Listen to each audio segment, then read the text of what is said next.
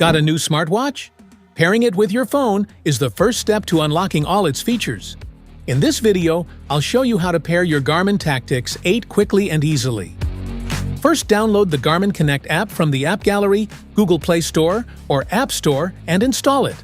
Make sure Bluetooth is enabled on your phone. Turn on your Garmin Tactix 8 by pressing and holding the side button. Make sure Bluetooth is enabled on your smartphone. When the watch powers on for the first time, it will automatically enter pairing mode.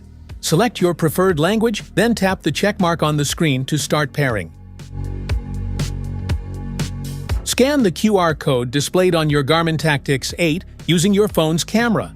It will automatically open the Garmin Connect app or prompt you to download it if it's not installed. Follow the on-screen instructions within the app to complete setup and pairing. Make sure Bluetooth stays on throughout the process for a smooth connection. Once you've successfully paired your device, it will automatically sync with your watch. This allows you to access all features, including activity tracking, health stats, notifications, and more. Any changes made in the app will reflect on your watch instantly, keeping everything up to date.